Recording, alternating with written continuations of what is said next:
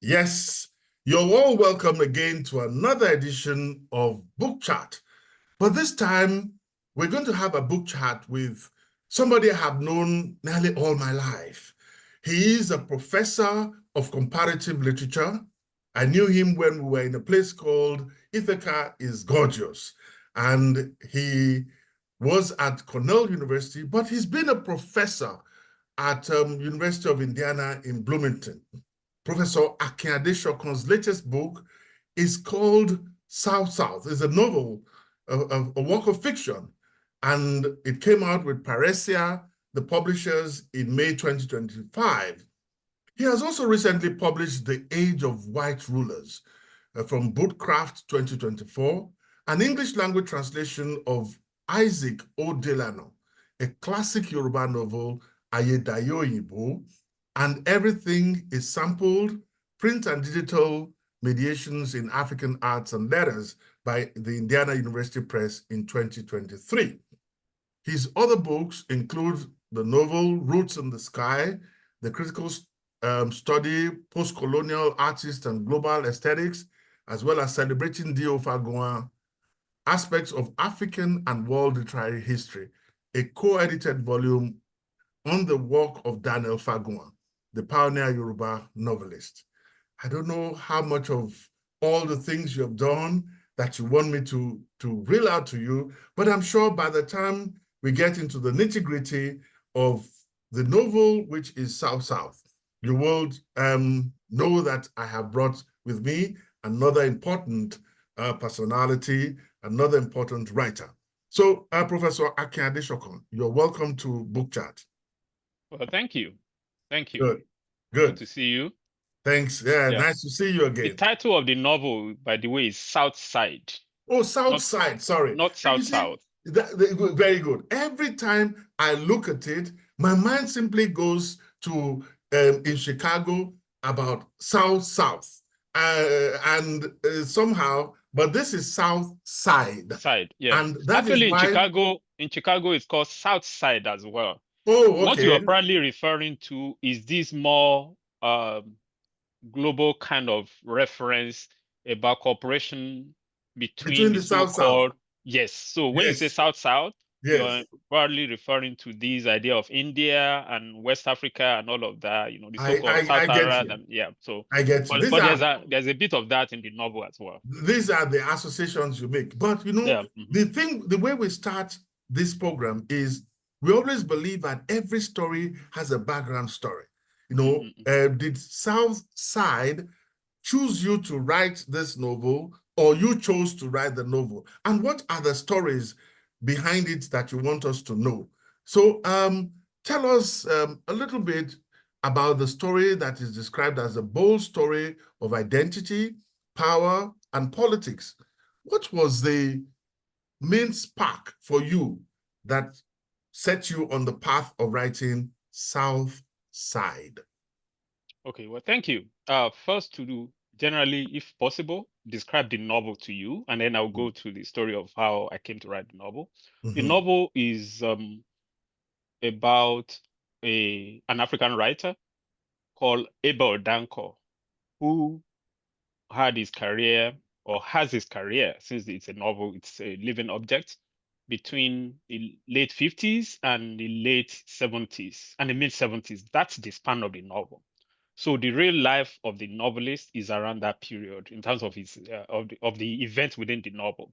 So he was a young African who was born in at sea, when his families were fleeing from some kind of ethnic or communal clash in Somalia.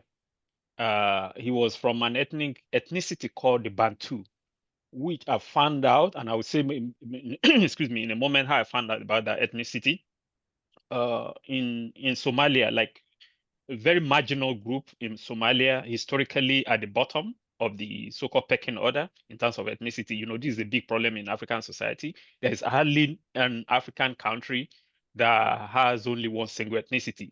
Ironically, Somalia is often thought of as the one single uh, country where the ethnicity is more or less equivalent to the nation.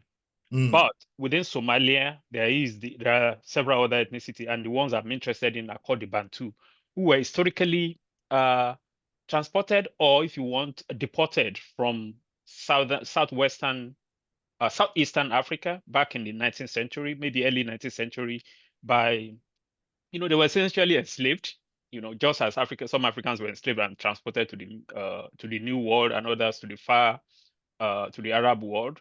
This was an internal African kind of enslavement. People were taken from today's um, Tanzania, between Tanzania, Malawi, and Mozambique. That kind of triangle between those countries. That's where the people were historically transported from, or deported from, or stolen from. And so his family came from that line. But as a young person, partly because they don't have a country, so to speak, they were born in Somalia, but they were not of it. And so the family had a history of constantly moving from one African country to another. So he ends up in a fictional West African country within the novel called Mande, which is in West Africa, he also historically, geographically between uh, southern Guinea, northern Sierra Leone, and northeastern Liberia. I just made it up. If you know the geography of West Africa, there's no country called Yes. Mande, but you also know historically that the Mande Empire was a very vast empire in West Africa from the story of Sundiata. So that's the idea. So this young person essentially lived in this country, and he had an opportunity to study in England, and then he became a writer. So that's the story. And when the story begins, he's been living for many years abroad, and he doesn't have a country. He carries a United Nations asylum papers, and that's how he's been moving from one country to another. And he decides that finally, I need to settle down. This country that I know so well, let me try and see if somebody can sponsor me. And on that day, he found out that the person he wanted to use as a sponsor had been killed in a coup d'etat. He was his mentor, he was a poet, So, and then he found out that he could not really carry out this desire to naturalize as a citizen of, excuse me, of Mande. Then, of course, the story is then told backwards of how he came to be in this particular situation. At that time, when the novel begins, he's on residency in a West African, in an American university, a writer's residency, and he said, "Okay, I've been all over the world. This is the time for me to settle down and find a permanent country." And he does not have the opportunity because his sponsor, he heard, is putative sponsor dies, as I said. And so at that point, he doesn't know what to do. And then, of course, he falls in love, or he's about to fall in love. So the novel is also an attempt to tell the story of how this love affair is trying to sort of develop. That's the story. It's a lot more dramatic than that. But in terms of fleshing things out, that's it. Now, how did I come about that kind of idea? That's the second part of your question. Yes. Um, in late 1995, early 1996, at the time, you didn't say that we knew each other way back.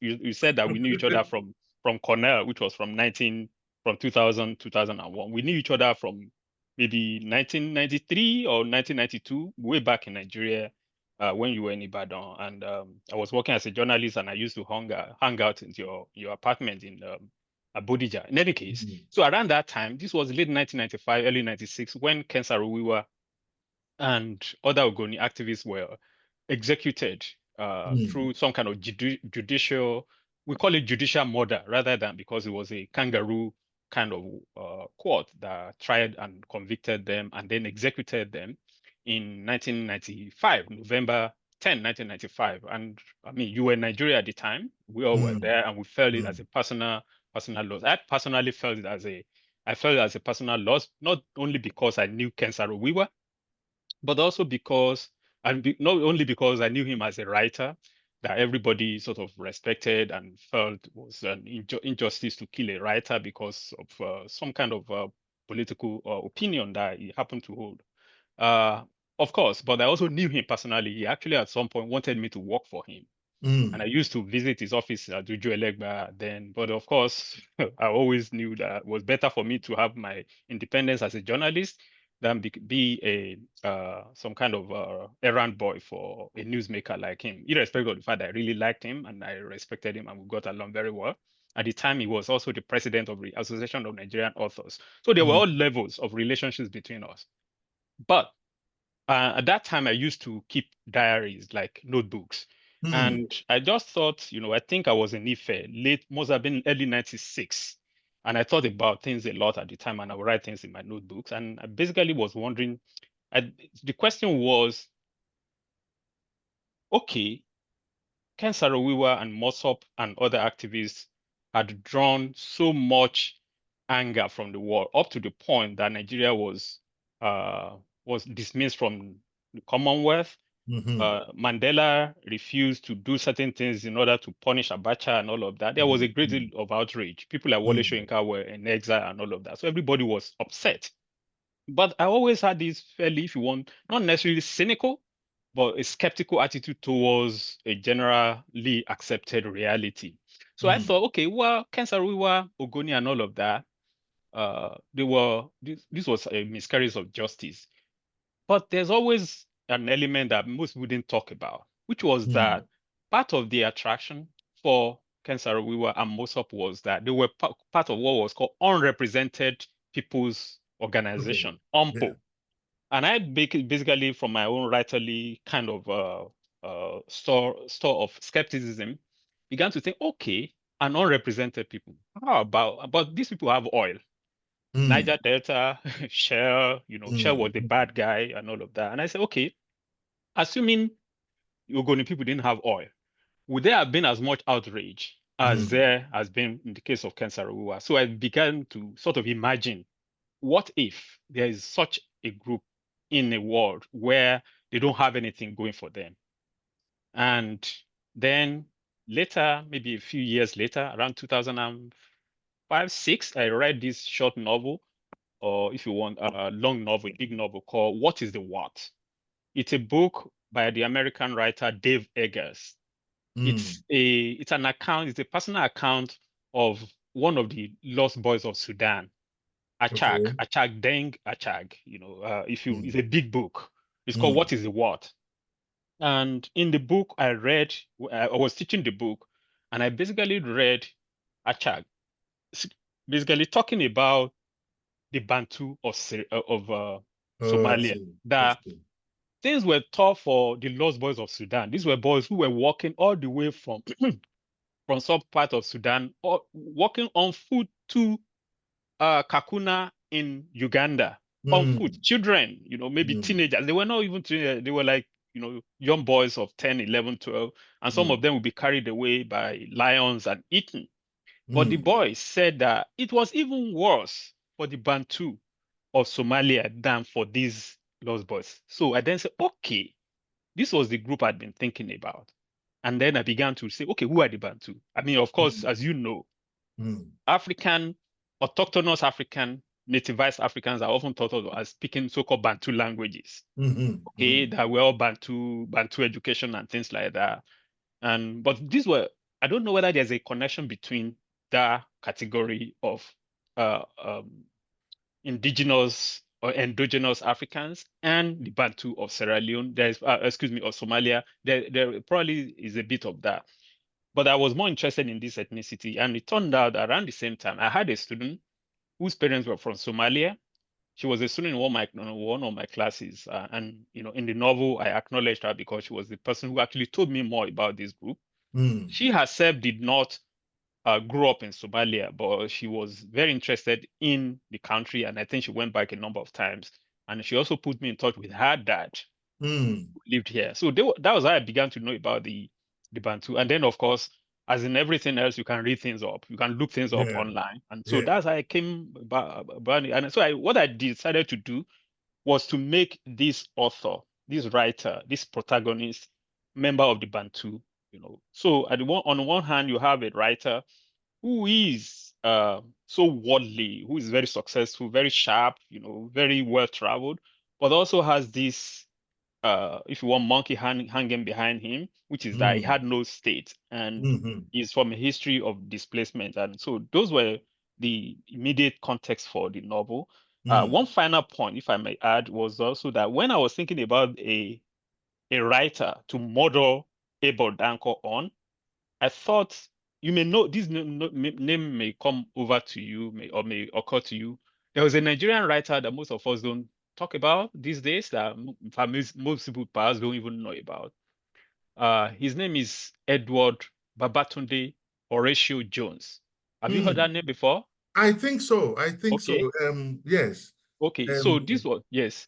He was a Nigerian writer. He was probably from a Brazilian family in Lagos, as you know, with that name Horatio. mhm. And he was like maybe a rough contemporary of Wole Soyinka, maybe younger, but I read some of his short stories way back in the late 90s and all of that, but I didn't know anything about him. And I realized that at some point he was in Lagos and sort of doing some conferences with people like Wole Soyinka. So I just thought about him, you know. I've always been interested in where did he end up? Did he die? Mm, You know, is he mm, in mm. Germany? You know, there were so many Nigerians. You and I met one of them. Uh, Bio Martins, you Oh know, yes, Nigerian. yes, yes. Very You much. remember, The yes, you know, dramologist. the dramologists, yes. So they'll Yes. just end up in Europe and nothing will be heard of them again. Mm, So I was thinking a lot about Babatunde Horatio Jones at the time I modeled this character. But in the novel, there's also a Brazilian or a Nigerian writer who is from a Brazilian family, who is a friend of this protagonist. So it's kind of split between mm. my imagined protagonist and the historical Nigerian novelist who I was very fascinated about at the time. Well, we've always been told that for every work of fiction, Mhm. there is so much research that has gone in. But I want us to go back to Abel Dankor. Okay. And the way you have described this person, it really shows that there must have been a lot of internal struggles that you try to represent. What aspects of Abel's journey, particularly these internal struggles, were most compelling for you to explore? Okay. So one as a writer, I mean, you are a writer yourself. Uh, in most cases, a writer answers to himself or Mm, herself or their muse alone. There are always the pressures from outside, maybe family, maybe some kind of consideration. Depending on the kind of person you are. If you're a person who cares, maybe you worry about what people think about you. If you don't, you know, that's their problem. You don't worry about what people think. So he's a cross between both. He's more of partly because of his of coming through a history of displacement and not mhm, having certainty about where he belongs or how well accepted he will be in every given situation. He's mm, always on his guard in terms mm, of really, you know, he was, especially in terms of friendship, he has very many friends, but they were scattered and the friendships were not transactional mm, in a way. I mean, they were people who would come to his aid. And even when he was always worried about, oh, okay, are these people dependable? But it was also at the same time, because, you know, again, not having roots or not having a mm, home is a very, very complicated emotion for those who have experienced it. But at the same time, you're always constantly searching for that which you mm, lack. So there's always mm, desire on his part to connect with people, but at the same time, he's always ready to let go, to say, okay, maybe this is time to move. So there's always this tension about him. The mm, point, of course, is that that's not me as a person. Maybe in a mm, sense, as a writer, I also always have this idea of, oh, okay, look, I'm my own person. I answer to myself and all of that. mm, And mm, I'm happy to just focus on this work that's before me and not invest too much on human relationships and all of that. But at the mm, same time, I'm not the sum of my characters. mm. Okay, so Okay. there's a very major distinction between me as Akin Adesokan, who wrote the novel, and the figure Abel Dankor, who all sorts of reasons I don't know. I mean, when you read the novel and you come across this character, you can judge for yourself whether there's any aspect of him that you can think of in autobiographical terms. I don't know whether that's the kind of question you are asking. So Well, for me, it's basically the kind, for every rounded character, they go okay, through some internal struggles, and would have to decide which okay, one you would choose to explore. okay. Yes. Yeah, so essentially for him, as I said, it's always this question of, okay, where do I belong? And Mhm. when is it the time to say, I'm out of here, Mm, or I can no longer stay here, or what do I do if I have no choice? I mean, I can give you two quick examples from the novel. mm, At some point, he was living in Denmark. Okay, he had a residency there, and he was actually trying to hit it off with a woman. mm, Just like, okay, I'm a young man, I'm not attached, I might as well just have fun. This person who I take a liking to. But at the same time, there was a great deal. These were very incompatible people. They found out very quickly. They liked each other, but they also found out they were incompatible. And at some point, they were driving, and it was raining, but the man was hungry. The writer was hungry, but the woman says, "Look, you may be hungry, but I rented this car, and if I don't return my car, they are going to charge me. Please let me just return the car." And he said, "Oh, look, I'm hungry. I cannot." So they get to a traffic light, and he's been thinking all afternoon, this woman has given me a lot of stress. Maybe I'm giving her a lot of stress. Maybe this is the time. And although he was writing, it was raining, the light was about to change to green. He basically just opened the door and right. walked out. you know. So that's one. I mean, that's funny. Basically walked away in the middle of nowhere, very late at night, not maybe late evening. Basically walked away. He didn't know he left himself. So he was used to making decisions like that. Okay, Like, okay, okay. this is like, what do I do?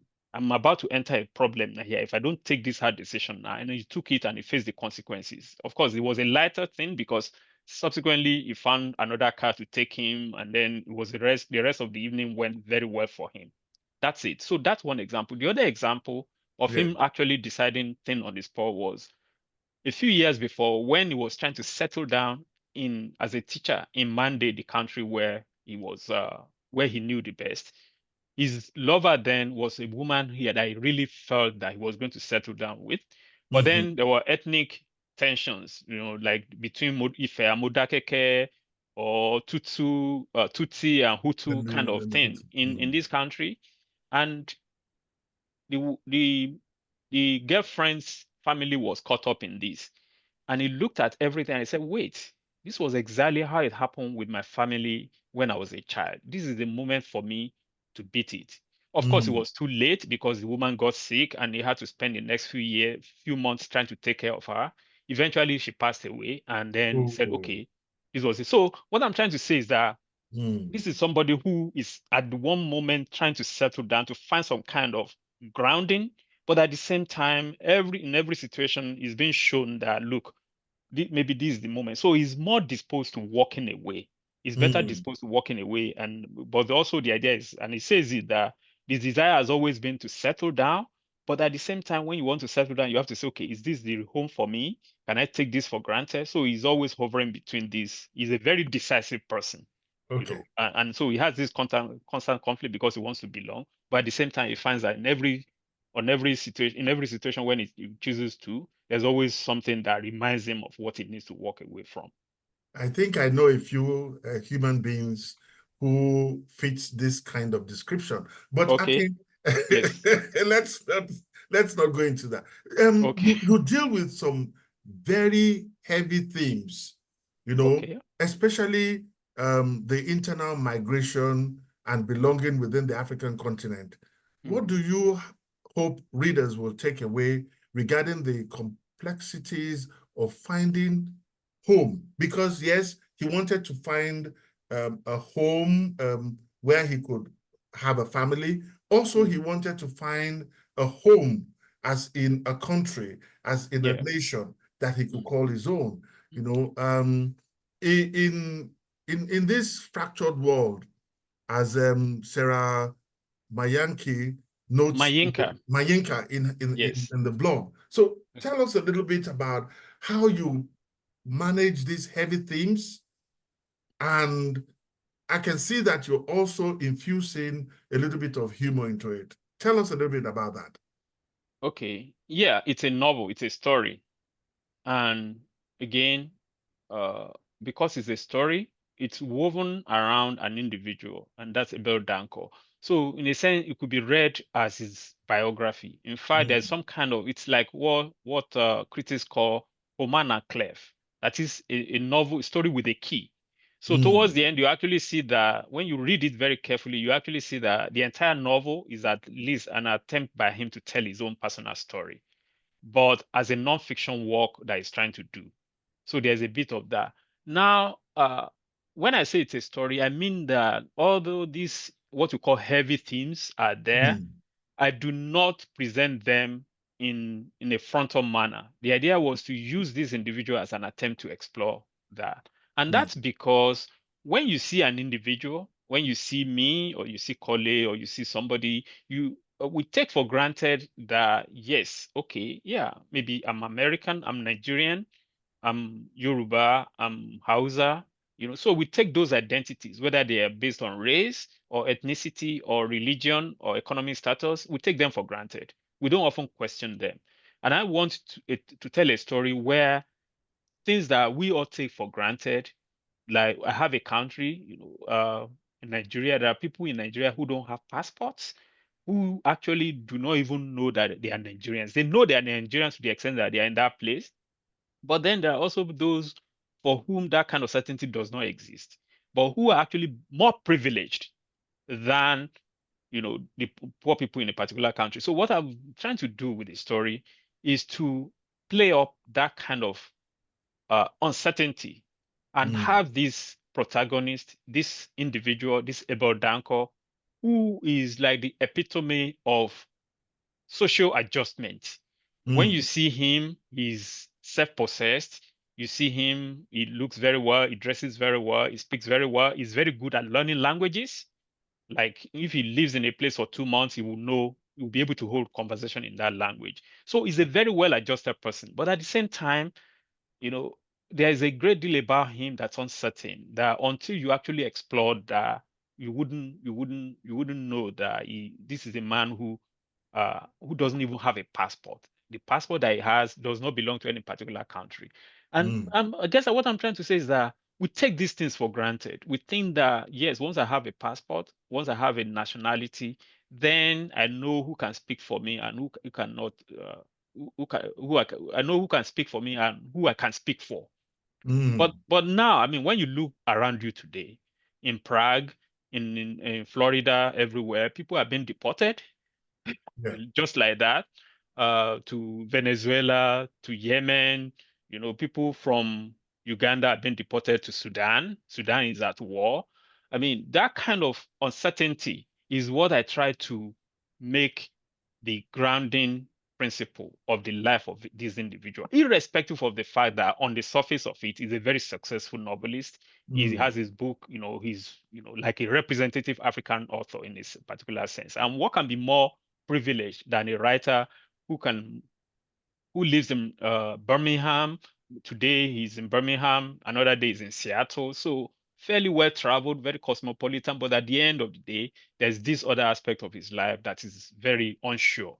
And so I guess that the idea is to hold both, to really show the privilege that comes with being in the world, but at the same time to draw attention to the fact that there's more to stability than you can see on the face of an individual. Does that go along the line of your questioning? Yes, yes, yes. Okay.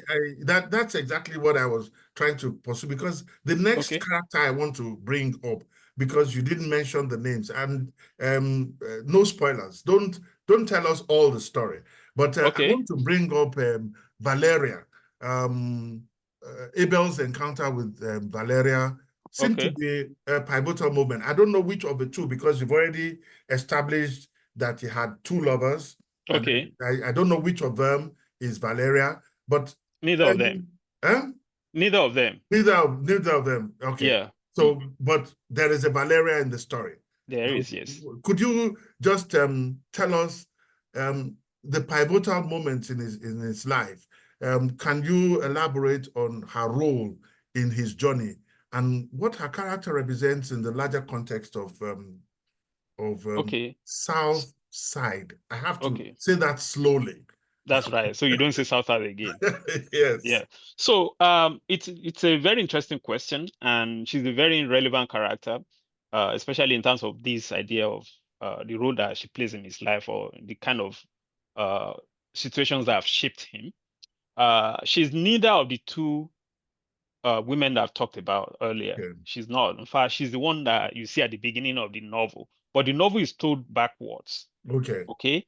And he meets her at the time that he's dealing with this sudden tragedy of the death of his presumed sponsor. You know, I said Mm. that at the beginning of the novel, he wants to reach out to his mentor in Nema town. That's the capital city of Mande, the country that he wants to settle in.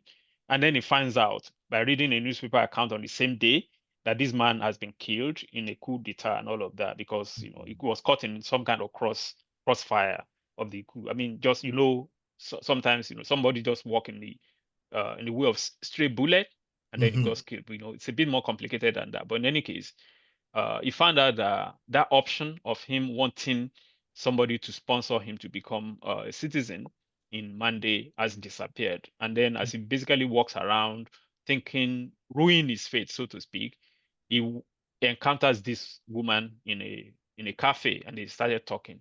That's how that begins. So in other words, at the moment that his options to naturalize seems to disappear because the person who he was going to ask to sponsor him has died.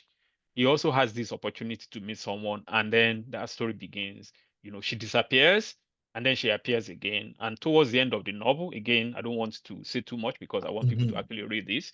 She Yes. appears again. And so the question now is, um, do I does he continue to pursue that desire to settle down, to find another person to sponsor him? Or is this person that he has just met the final grounding that he's been looking for? Mm. So that's the relationship between Valeria. Okay. So in a sense, it's a love story that book ends the book. That at the beginning, and then she appears at the end in a way that suggests that there's more to it than the ending. Okay. Because Tade Ipadeola Okay. is a good friend of ours, and Mhm. because he also wrote a blog, and for this lawyer, he uses words deliberately and intentionally. In Southside, he describes it as a marvel of rhythm and idiom. Could you discuss your approach to language and narrative style in the novel? How important is the musicality of language to your storytelling?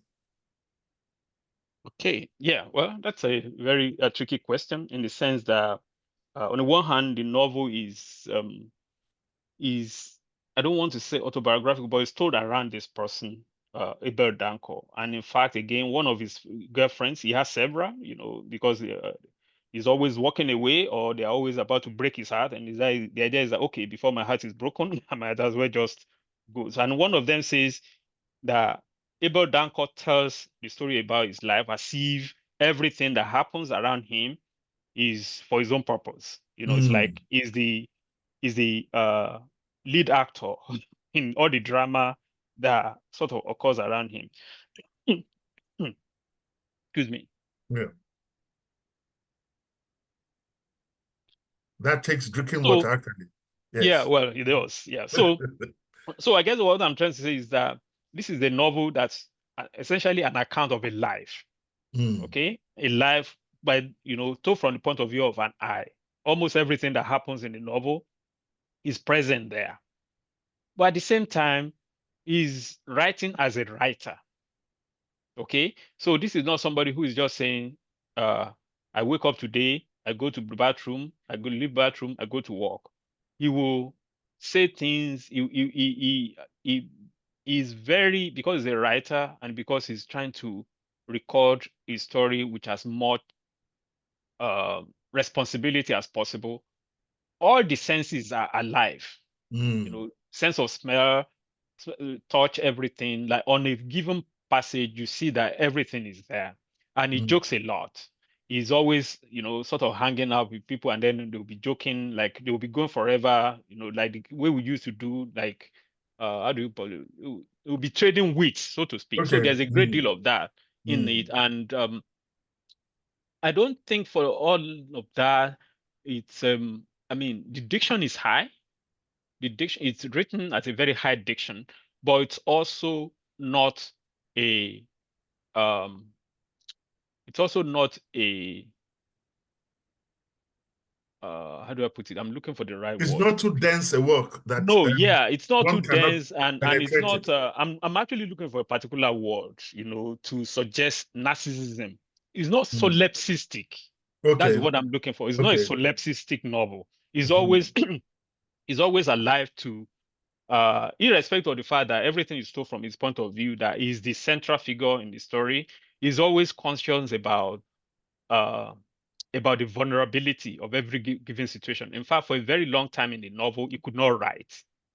Oh He wow. has a writer's block, but Oh wow. not because he does not have a story to tell, but because the loss of his girlfriend, the one who I said dies, just made it impossible for him to continue to go on as a writer.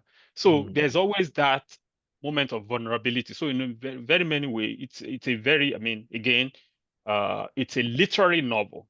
It's written with a very deliberately aestheticized kind of consciousness. You know that this is somebody Mhm. who really is fully alive in his situations or in every situation, and is somebody who is well read. His references are to Pablo Neruda, Mhm. uh, Molière, um, CLR James, so there are all sorts of cultural and historical and literary references, but at the same time, it's a personal story.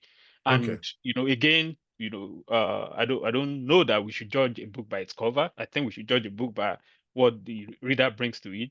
But Ipadiola also notes in the novel or in the In the blog. blurb that Mm. is one of the best realized uh, characters in 20th century fiction. Mm. Okay, well, that's his judgment, and okay, between him and the reader, I like that judgment to be sort of tested. But I deliberately created that character because I wanted an individual who is at once so self-assured from the point of Mm. view of public presentation. But at the same time, as I said, he's not so sure of his status he doesn't have a nation. And it's not just that he doesn't have a modern nation, he also does not have an ancient nation, so to speak, because you can say that you are Yoruba and you came from Mecca or you came from Egypt or you came from Lokoja area, but he doesn't have that. From He if only from knows. Ife. Oh, Ife, Mm. yeah, Ife, yeah. In any case, yeah, before Ife, there was someone else, that's what I mean. But he doesn't have that kind of certainty. And he's always making fun Well, of it because at the same time, he's the kind of writer who is, as I said, very, doesn't take anything for granted. There's always this skeptical attitude towards him, about how he perceives well, every reality. from your description, I Mm. see that this is a character that walks that line from successful to satisfied. Okay. Somebody says when people look at you, they see you as successful. But Mm. when you look at yourself, you use the word satisfied. Am I satisfied with my life? And I can see how this character you have described have gone into that. Because Mhm. time is not to our favor and we don't want to drag it for too long, I need to get you to reflect on your previous work, Roots in the Sky. When you were talking, I didn't want to cut short to say this guy seemed to have his roots in the sky. But in your previous work, Roots in the Sky, which was compared to Salman Rushdie's Midnight's Children for its breathless narration filled with perpetual storytelling, how would you describe the narrative approach in South Side in comparison? So I'm giving you the opportunity. I know it's a long time that you Mm. wrote Roots in the Sky. Yeah, yeah. How would Thanks for you? thanks for reminding me how long it's been. It's okay.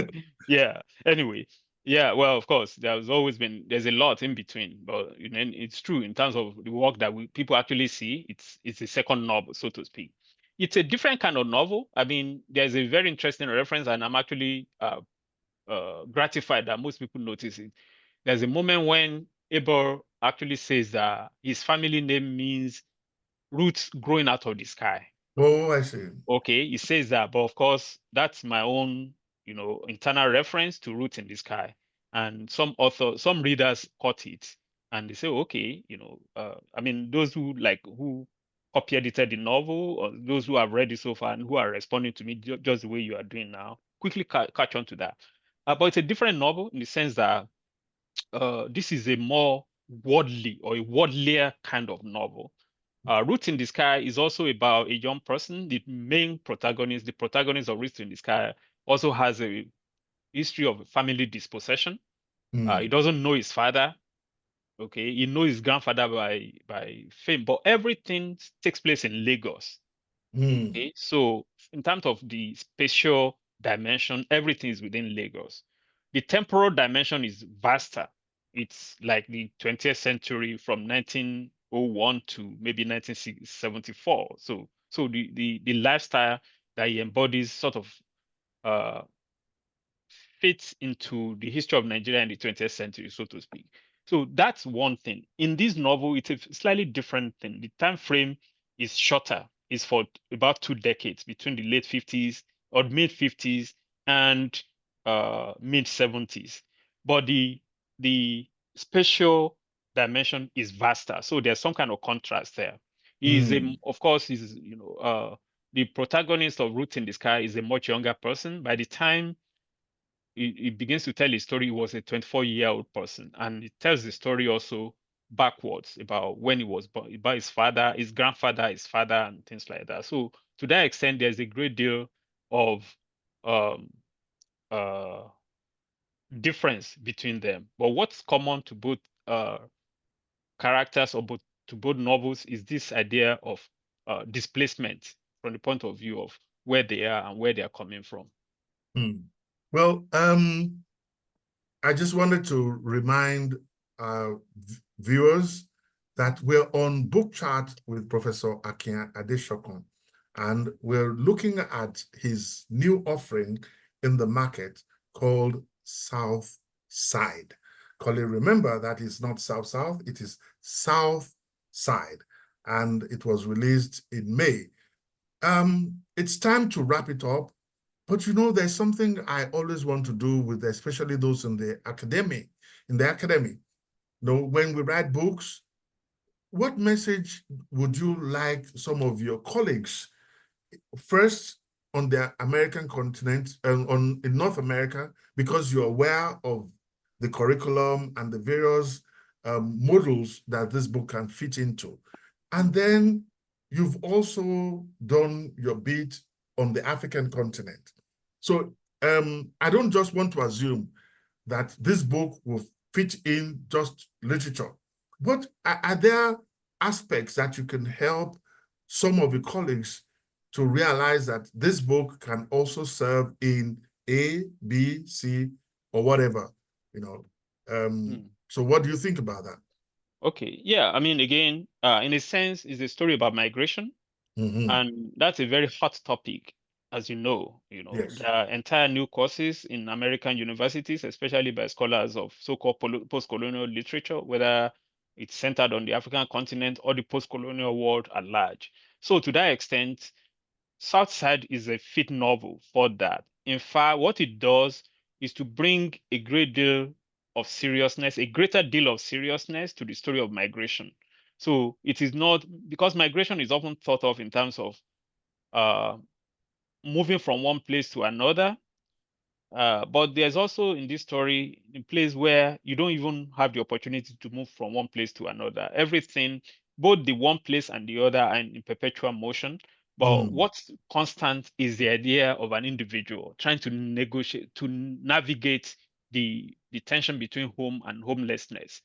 And because again, we take it for granted that when people migrate, they settle in one place and then they fit in. So there's always this narrative of of emigration. Okay. Mm. But the Mm. idea is, and I've been thinking about this for a very long time, that, you have to think about relationship between migration and refugee and deportation and all of those things that have to do with motion, whether they are propulsive notion or whether they're impulsive motions. So there's a great deal of that. So in a sense, scholars of African literature or post-colonial literature or diasporic literature who are dealing with topics or models under these different concepts, we find the novel very, very useful. And also, then also those who work with the idea of cosmopolitanism. If you want to talk about the so-called cosmopolitan novel, you find that this is the right kind of novel for it. And as I said, there are so many references in it. At some point, people are talking about the novel called The Ambassadors by Henry James, the American writer.